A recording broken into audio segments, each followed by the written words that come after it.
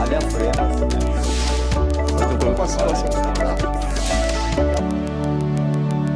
Olá, o programa em discussão de hoje fala sobre o mês de prevenção ao colesterol. O colesterol é essencial ao organismo por desempenhar funções vitais, ser matéria-prima na produção de hormônios, do ácido biliar que regula a digestão e da vitamina D, além de fazer parte da construção de membranas celulares.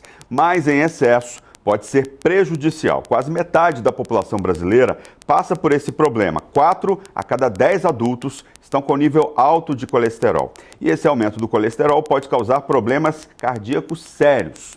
Segundo a Organização Mundial da Saúde, as doenças cardiovasculares representaram mais de 30% dos óbitos em países em desenvolvimento, como o Brasil, que contabilizam mais de 3/4 das causas de morte. O aumento no índice de colesterol é mais comum nas mulheres do que nos homens, de acordo com uma pesquisa da Vigilância, Fatores de Risco e Proteção para Doenças Crônicas por Inquérito Telefônico, conhecida como Vigitel. E para falar mais sobre esse assunto, nós vamos conversar com o Dr. Fernando Valente, que é endocrinologista, e o Dr. Rafael Fonseca, que é nutrólogo e médico do esporte. Sejam muito bem-vindos. Primeiro, vamos falar um pouco, dessa falta de cuidado, com o colesterol. Estava me explicando antes que começa mais cedo e muita gente não faz ou faz a partir dos 45 anos. O que acontece hoje em dia no Brasil? Acho que o grande problema é que o colesterol alto é uma manifestação, uma doença que não dá nenhum sintoma, ou muito raramente dá sintoma. Então, as pessoas normalmente vão atrás quando elas sentem alguma coisa, né? Que sintomas que elas sentem? Não, então, a manifestação de colesterol alto já é o desfecho final, que é um infarto ou um derrame. Um infarto do coração ou um derrame cerebral. Então, se a pessoa habitualmente não faz exames de rotina, que é a maneira da gente identificar essa alteração, ela não vai detectar precocemente e só vai descobrir quando já tiver a consequência do colesterol alto. E aí, o que tem que ser feito, assim, O trabalho de prevenção ele tem que ser feito desde o começo. O exame de colesterol é um exame extremamente simples de fazer, super acessível, Isso. Qual que deve ser o trabalho de prevenção que as pessoas devem ter desde cedo? Como é que deve ser o comportamento aí para monitorar sempre o colesterol? Como que funciona? Então, esse processo o infarto e derrame ocorrem principalmente por entupimento das artérias. E esse processo se inicia, na verdade, desde cedo. Então, hoje em dia, recomenda-se um exame de sangue, que é um exame simples, que até se discute bastante agora, atualmente, a necessidade de jejum, nem mais é necessário que seja em jejum. E através de um exame de sangue simples, é possível identificar se essa pessoa tem risco. Como é esse processo de entupimento de artérias se inicia desde o início da vida, recomenda-se que essa investigação seja já a partir de 9 anos de idade, para quem não tem nenhum histórico, ou ainda mais cedo, aos 2 anos de idade, quando a criança manifesta ou está acima do peso, ou ela tem um histórico familiar de doença cardiovascular, ou ela tem diabetes. Então isso é extremamente importante já na criança, fazer pelo menos uma avaliação. Aos 9 anos para a população geral ou a partir de 2 anos se houverem fatores de risco. Doutor, dentro dessa questão do colesterol, alimentação saudável e esporte são super importantes, são os melhores remédios, na verdade, para evitar o colesterol alto, Isso é super importante. A parte de fazer exercício é importante simplesmente pelo fato de mover mais o sangue. O simples fato de ter um fluxo sanguíneo aumentado já ajuda na eliminação desses tampões, que são essas placas de aterosclerose. Tá? Além disso, fazer exercício, nós tiramos uma parte dos estresses oxidativos da membrana, do corpo inteiro. Então, a separação do colesterol entre as proteínas boas e ruins, o HDL e o LDL, ele me fala muito mais a favor de melhorar a quantidade do HDL, colesterol bom, e diminuir a quantidade de LDL, que é o colesterol ruim. Na verdade, não é o colesterol bom ou ruim. Colesterol é uma coisa, HDL e LDL são lipoproteínas, são carreadores. Tá? Então, o HDL vai ser a que vai retirar essas placas e o LDL oxidado vai colocar placa. Então, sempre isso tem que ser bem equilibrado. O exercício é importantíssimo, comer bem é importantíssimo, mas lembrando que o fato de comer só responde cerca de 30% do colesterol total. Cerca de 70% é parte do fígado mesmo. Então, isso tem que ser controlado no dia a dia, desde a alimentação, mas hábitos saudáveis são essenciais. Eu fiz um exame, foi detectado colesterol alto e a partir daí eu resolvo fazer exercícios físicos, né? A melhora, né, o decréscimo desse colesterol e tal, o meu organismo responde em quanto tempo? A partir do diagnóstico de colesterol alto? Respondendo desde o início. Cada um responde de um jeito, porque o fígado que é o maior organizador dessa resposta. Então, cada um tem um fator genético diferente do outro. Tá? Nós esperamos uma resposta mais satisfatória cerca de 3 meses, mas cada um tem uma resposta de uma forma.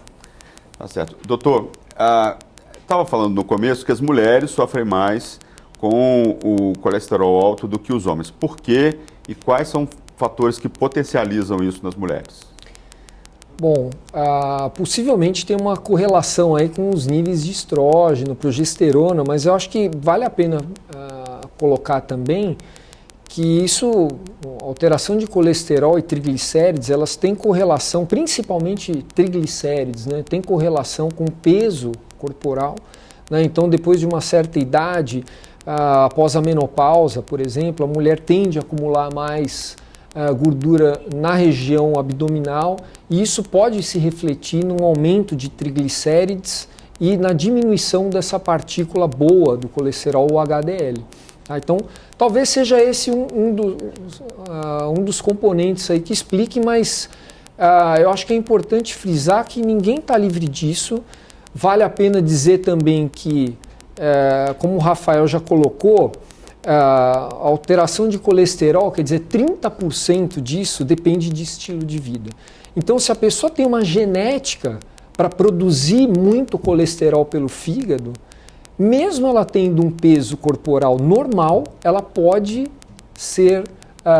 ter um nível de colesterol elevado. Então, ninguém está fora disso, por isso que a gente deve ter uma campanha aí para dosagem de colesterol por todas as pessoas. Então, Rafael, é possível praticar exercício físico e ter colesterol alto?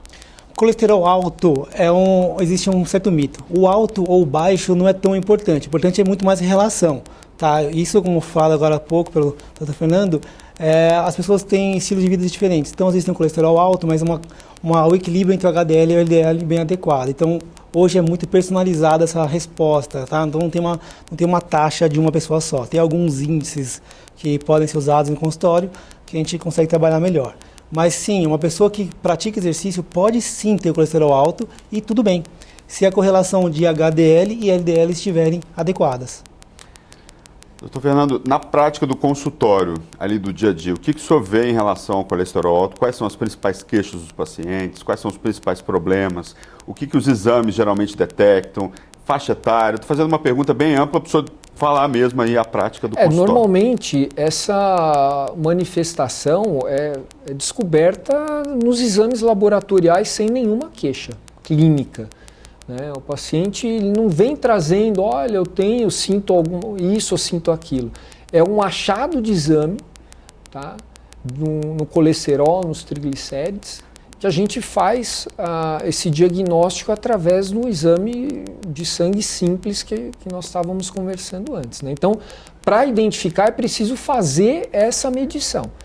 Tá? E monitorizar isso se o nível de colesterol vier alto. A gente estava falando agora nível de colesterol, né? Muito mais do que olhar o colesterol total, que é o que habitualmente as pessoas se preocupam mais, é preciso ver como está o LDL colesterol, que é essa partícula ruim, que é o que tem ligação direta, é o principal vilão aí para causar doenças cardiovasculares como infarto e derrame. Tá? Então, quando o nível de colesterol o colesterol total, ele é a soma do LDL com HDL com o VLDL, que é uma partícula rica em triglicérides. Então, se o colesterol total for alto, mas às custas do HDL, isso não é problema. Agora, se for às custas do LDL, isso é problema e isso deve ser tratado.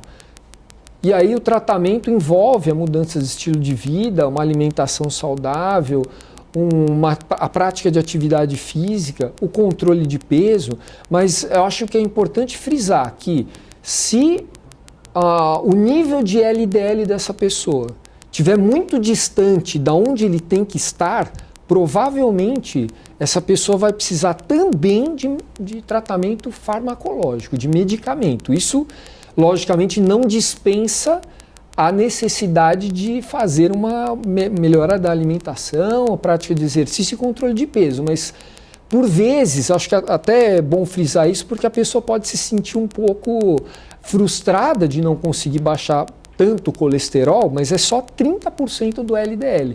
Já o nível de triglicérides responde muito mais a essa mudança de estilo de vida, a exercício, controle de peso e a alimentação.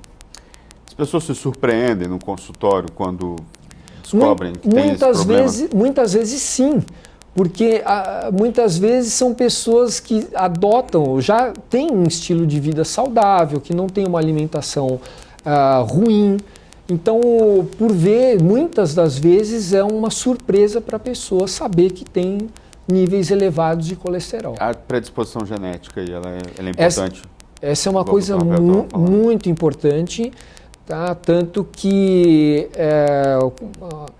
como 70% do colesterol LDL vem do fígado, né? Isso tem uma questão genética fundamental, e é por esse motivo, inclusive, que a investigação no exame laboratorial deve ser mais precocemente quando os pais da criança, por exemplo, ou um dos pais tem uma doença genética de produção excessiva de colesterol.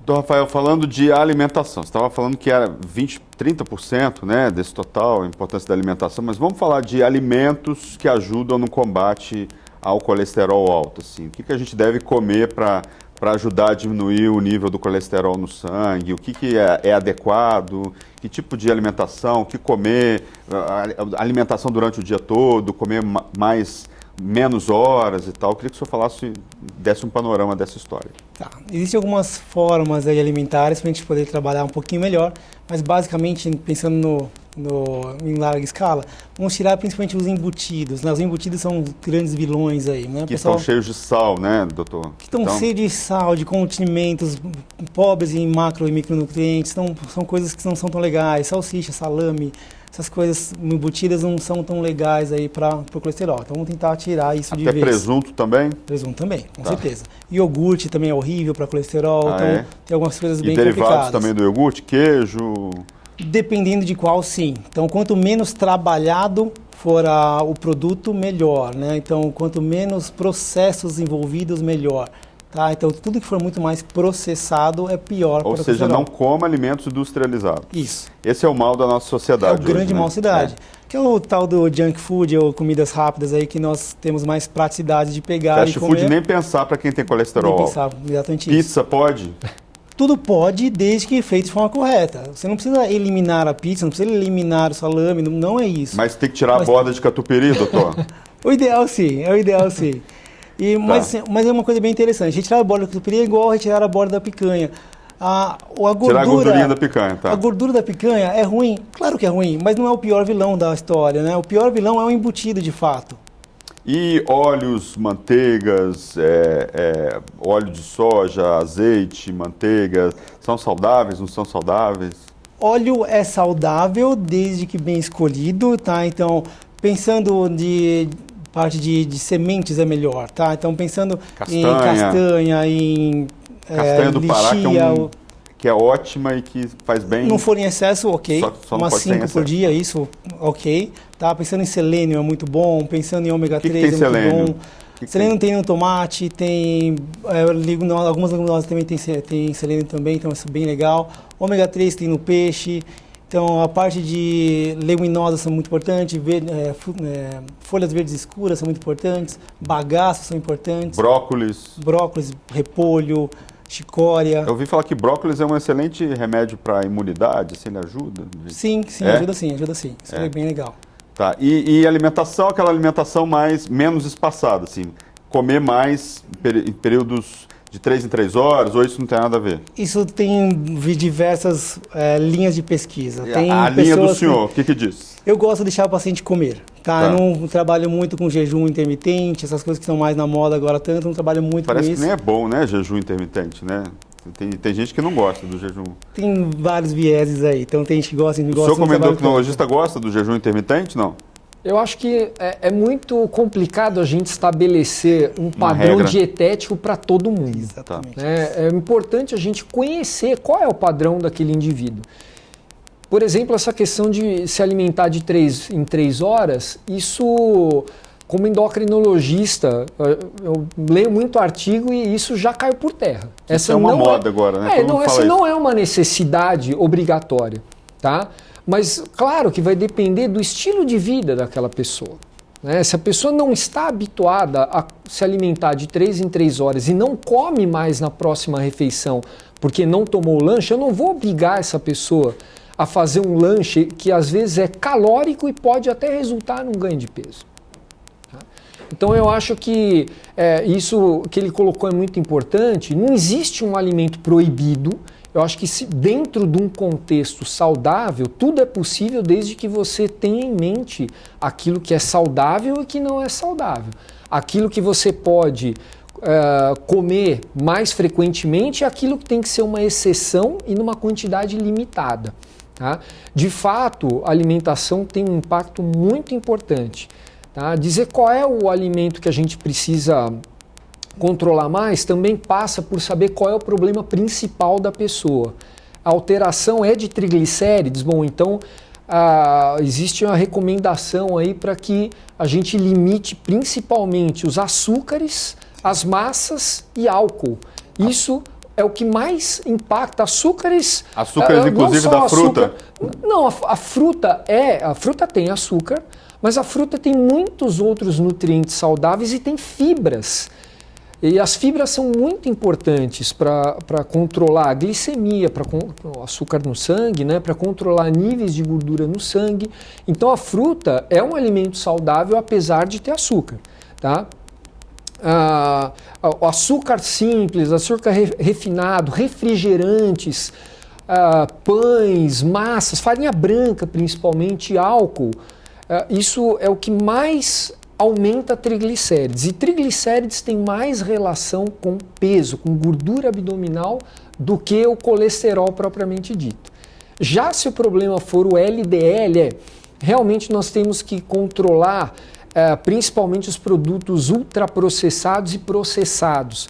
Eu não diria que junk food ou uma pizza, por exemplo, é absolutamente proibida. Acho que faz parte do estilo de vida você ir a cada 15 dias, por exemplo, a uma pizzaria. Mas né? não todo dia, a cada 2 dias. Isso, né? E nem comer em quantidade excessiva. Não como uma pizza inteira. Sim, e também a própria escolha da pizza. É melhor comer uma pizza de atum, por exemplo, se você pensar bem, a comer uma pizza de portuguesa, por exemplo, ou enfim, ou um tipo mais gorduroso, ou calabresa. Mas eu acho que é importante dizer, se a gente proíbe o paciente de comer, não vai dar certo. Ele não faz o tratamento. Né? Fica mais difícil. Fica mais difícil. Agora, doutor Rafael, em relação a exercícios físicos, né? Caminhar para diminuir o colesterol. Começar ali com uma caminhada, um exercício, academia, fazer musculação é importante, ou fazer primeiro exercícios aeróbicos e depois exercícios para ganhar massa muscular. Qual que é a relação aí? Isso é uma pergunta bem frequente no consultório. Qual o melhor exercício? Qual que é a dica de exercício que eu dou? A dica é faça. Qualquer um? Qualquer um. Qualquer coisa que você vai fazer contra a sua vontade, você vai fazer durante um pequeno período. Tratar colesterol alto ou dislipidemia não é um tratamento que vai ser feito por 2 ou 3 meses. É uma mudança de estilo de vida. Você tem que acessar isso durante a vida inteira. Então não adianta eu falar para você, vai lá e faça musculação 40 minutos, 3 vezes por semana. Se você odeia musculação, você vai fazer 2 semanas. Você vai pagar o plano anual e vai 2 semanas. Você não vai fazer. Você não gosta daquilo. Doutor, eu gosto de fazer esgrima. Faça esgrima. Quero fazer Tai Chi Chuan. Ok, mas faça.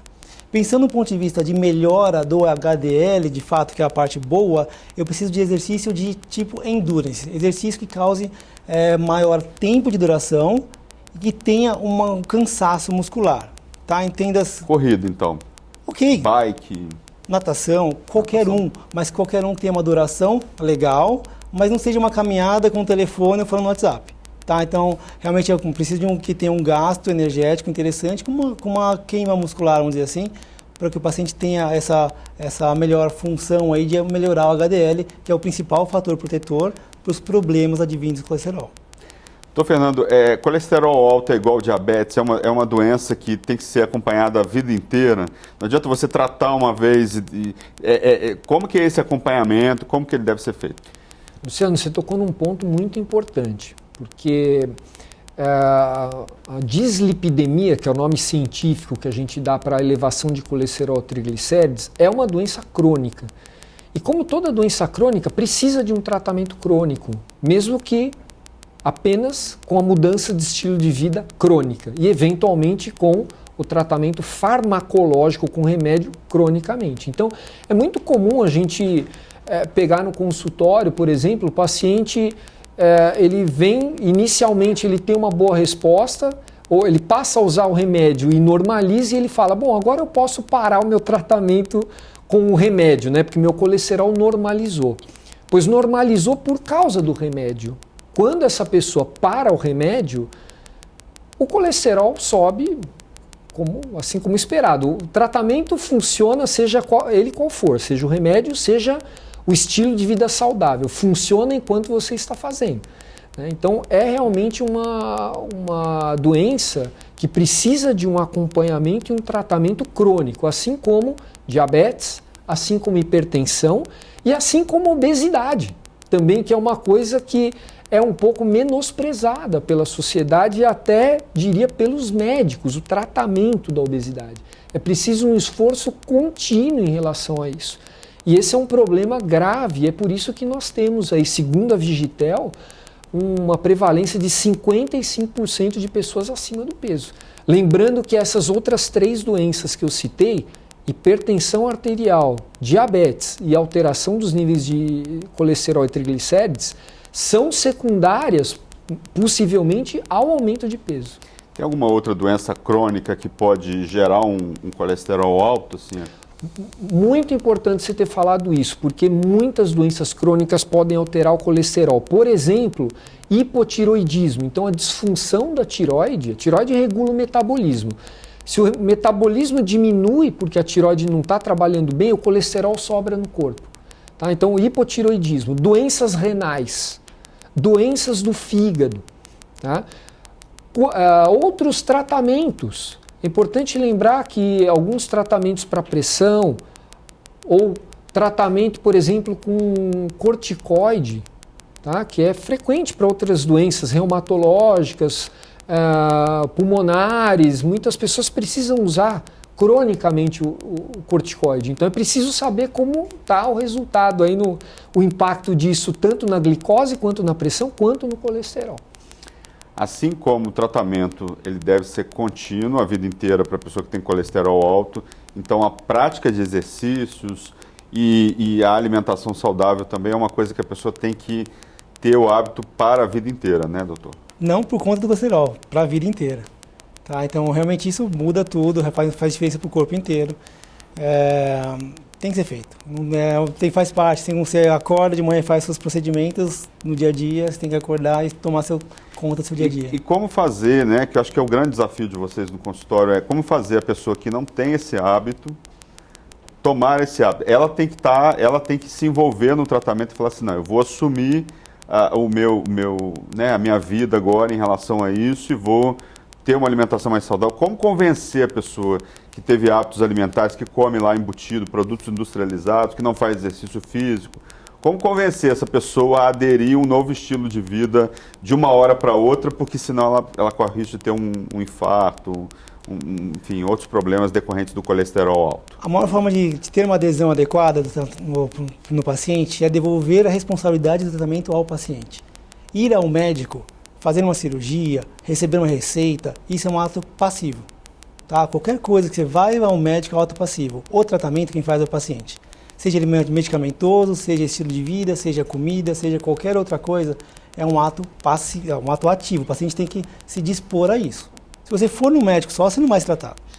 Tá? Então, a hora que o paciente senta no consultório, tem um problema qualquer um que seja, não seja nem ser esse mesmo, ele vai ser informado que a parte que ele está ali é um ato passivo. O tratamento quem faz é ele. Tá? Então, por isso eu deixo bem claro, qual dica de exercício, o exercício faça. Mas agora comer, ele vai ter que escolher direito. E a família nessa história, ela é importante, né? É muito importante porque o colesterol a gente consegue ver desde muito cedo. Como tem um fator hereditário, uma genética envolvida, muitas vezes para a criança tem um colesterol muito alto. Então, às vezes é muito complicado pegar uma criança de 8, 9, 10 anos, gordinho, que não faz exercício, não faz nada, fica em casa. Hoje, cada vez mais, a gente não tem esse acesso externo tão grande, então a pessoa fica enclausurada, fica cada vez esse ciclo vicioso.